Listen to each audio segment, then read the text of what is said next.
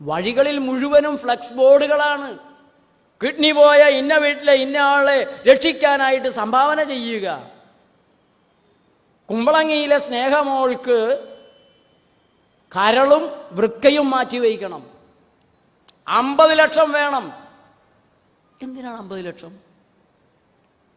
Autorickshaw driver 10 kilometre വന്നിട്ട് 1500 രൂപ തരാൻ പറഞ്ഞാൽ കരണക്കുറ്റിട്ട് ഇടി വീഴില്ലേ? അവിടെ ചോദിക്കില്ല, എന്താണോ ഓട്ടോറിക്ഷയുടെ വില, തൻ്റെയും കൂടെ വിലയാണോ എന്ന് ചോദിക്കും. പക്ഷേ കരൾ മാറ്റി വെക്കാൻ 30 ലക്ഷമെന്നും വൃക്ക മാറ്റി വയ്ക്കാൻ 10 ലക്ഷം എന്ന് പറയുമ്പോൾ ആർക്കും ചോദ്യമില്ല, മിണ്ടാട്ടോ ഇല്ല, കൊടുക്കുകയാണ് പണയം വെച്ചിട്ട്. എന്താണ് ആശുപത്രികളുടെ ചെലവ്? ആരെങ്കിലും അറസ്റ്റ് ചെയ്ത് പിടിച്ചുകൊണ്ട് പോയാൽ അവരുടെ കരളെടുത്തല്ലേ മാറ്റി തരണത്, ആശുപത്രിക്കാരുടെ കരളല്ലല്ലോ തരണത്. 1 ലക്ഷം രൂപ ചെലവ് വരാത്തിടത്താണ് 30 ലക്ഷം രൂപ കൊള്ളയടിക്കുന്ന ഭീകരത. തിരുമേനി ഇവിടെ ഇരിപ്പുണ്ട്. ഞങ്ങളുടെ പള്ളിയിലെ അച്ഛന്മാരുടെ ബിഷപ്പുമാരുടെ സ്ഥാപനങ്ങളായാലും ആത്മീയാചാര്യന്മാരുടെ ആൾദൈവങ്ങളുടെ ആശുപത്രി ആയാലും ഒക്കെ ചെയ്തുകൊണ്ടിരിക്കുന്നത് കൊള്ളയടിക്കലാണ്. ഞങ്ങളുടെ ഒരു സഭ രാജഗിരി ആശുപത്രി, ഈ നാട്ടിലെ ആശുപത്രികൾക്കൊക്കെ ഭയങ്കര ക്ഷാമമായതുകൊണ്ട് അവരും കൂടി ഇനി ഒരു ആശുപത്രിയുടെ തുടങ്ങാതെ, അതും ചെറിയ ആശുപത്രികളൊന്നുമല്ല, ഭീകര ആശുപത്രികളാണ്. 40 ഏക്കറിൽ ഒരു ആശുപത്രി ഉണ്ടാക്കിയിട്ടുണ്ട്. ഞാൻ ചോദിക്കുന്ന ചോദ്യം, ക്രിസ്തുവിന് തുടങ്ങാൻ കൊള്ളാവുന്നതാണോ അലോപ്പതി ആശുപത്രി? കൊല്ലുക, ബാക്ടീരിയയെ കൊല്ലണം, വൈറസിനെ കൊല്ലണം, നായയെ കൊല്ലണം, പൂച്ചയെ കൊല്ലണം, എലിയെ കൊല്ലണം, പാറ്റയെ കൊല്ലണം, പല്ലിയെ കൊല്ലണം, കോഴിയെ കൊല്ലണം, പശുവിനെ കൊല്ലണം.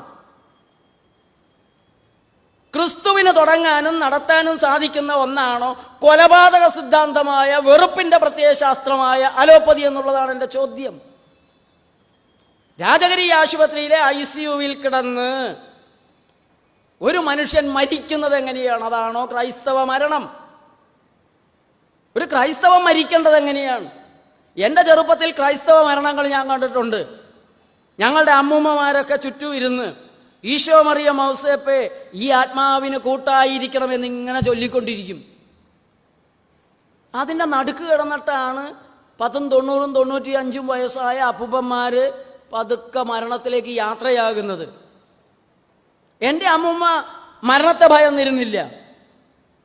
സുഖമരണത്തിനു വേണ്ടി അവരുടെ പ്രാർത്ഥന സുഖമരണം കിട്ടണമെന്നുള്ളതായിരുന്നു.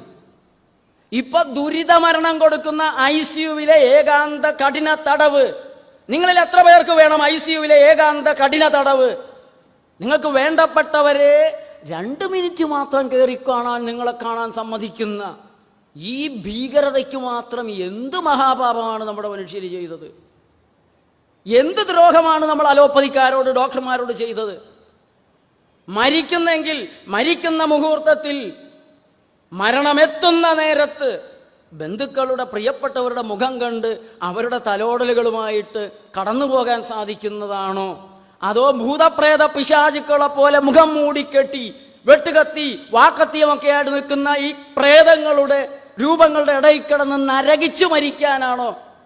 എന്താണ് നിങ്ങൾ ആഗ്രഹിക്കുന്നത്? രാജഗിരി ആശുപത്രിയോട് ഞാൻ വീണ്ടും ചോദ്യങ്ങൾ ചോദിച്ചു. അവരിതൊന്നും കണ്ടെന്ന് ഭാവിക്കില്ല, മറുപടി തരില്ല.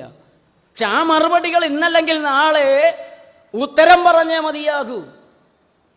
ഇവിടെയുള്ള ആത്മീയ ആചാര്യന്മാർ നടത്തുന്ന ആശുപത്രികളുടെ കോഴ്സുകളുണ്ട്. അവിടെ മെഡിക്കൽ സീറ്റ് കിട്ടണമെങ്കിൽ 50 ലക്ഷം, 80 ലക്ഷം, 1 കോടി കൊടുക്കണം. കൊടുത്ത ഒരാളോട് ഞാൻ ചോദിച്ചു, റെസീറ്റ് കിട്ടിയോ?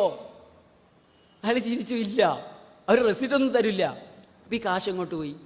ഇത് കള്ളപ്പണമാണ്. ആത്മീയാചാര്യന്മാർ, ആൾ ദൈവങ്ങൾ എന്തിന് കള്ളപ്പണം ഉണ്ടാക്കണം? കണക്കിൽ കൊള്ളാത്ത ഈ കാശ് ഇവരെവിടെ കൊണ്ടുപോയി വയ്ക്കുന്നു? എന്തിനവർ കള്ളപ്പണം ഉണ്ടാക്കണം? ജനങ്ങൾ മുഴുവൻ സംഭാവന കൊടുത്തതാണ്. ഇവരാരും വീട്ടിൽ നിന്ന് കൊണ്ടുവന്ന കാശല്ല. ജനങ്ങൾ അവർക്ക് സംഭാവനയായിട്ട് സ്ഥലം കൊടുക്കുന്നു, പണം കൊടുക്കുന്നു. ഇവർ നാടിന് നന്മ ചെയ്യുമെന്ന് കരുതിയിട്ടാണ്. അവിടെ അവർ കള്ളപ്പണം ഉണ്ടാക്കിയിട്ട് എന്ത് ചെയ്യുന്നു എന്നുള്ളൊരു ചോദ്യമുണ്ട്. ഇവിടെ ഇന്ന് ഗുണ്ടാ സംഘങ്ങളെ നിങ്ങൾ തുറിച്ചു നോക്കിയാൽ നിങ്ങൾക്ക് എന്ത് സംഭവിക്കും? കൊട്ടേഷൻ സംഘങ്ങളെ നിങ്ങൾ എതിർത്താൽ നിങ്ങൾക്ക് എന്ത് സംഭവിക്കും? അതിൻ്റെ അപ്പുറം സംഭവിക്കും നിങ്ങൾ ദൈവങ്ങളെ ചോദ്യം ചെയ്താൽ. ദൈവം ഗുണ്ടയേക്കാൾ ഭീകരരായി മാറുന്ന ഒരവസ്ഥയിലേക്കാണ് നമ്മുടെ ആത്മീയാചാര്യന്മാർ ഇന്ന് മതത്തെ ദൈവികമായ പ്രവർത്തികളെന്ന് അവർ വിശേഷിപ്പിക്കുന്നവ ചെന്ന് അധപ്പതിച്ചിരിക്കുന്നത് നമ്മൾ അറിയേണ്ടതുണ്ട്. അവർ നടത്തുന്ന ആശുപത്രികൾ കൊലപാതക കേന്ദ്രങ്ങളാണ്. അവർ മരുന്ന് പരീക്ഷണങ്ങൾ നടത്തുന്നു. മൾട്ടിനാഷണൽ കമ്പനികളുടെ പുതിയ മരുന്നുകൾ അമേരിക്കയിലോ ഓസ്ട്രേലിയയിലോ പരീക്ഷിക്കാൻ സാധ്യമല്ലാത്തത് കൊണ്ട് അവർ ഇന്ത്യയിലേക്ക് വന്ന് ഇന്ത്യയിലെ പാവങ്ങളിൽ അവരറിയാതെ മരുന്ന് പരീക്ഷണങ്ങൾ നടത്തുന്നു. ഏതാശുപത്രിയുണ്ട് മരുന്ന് പരീക്ഷണം നടത്താത്തതായിട്ട്? ബിഷപ്പുമാരുടെ ആശുപത്രിയുണ്ടോ? ഇസ്ലാമിന്റെ ആശുപത്രിയുണ്ടോ? ഹിന്ദുവിന്റെ ആശുപത്രിയുണ്ടോ?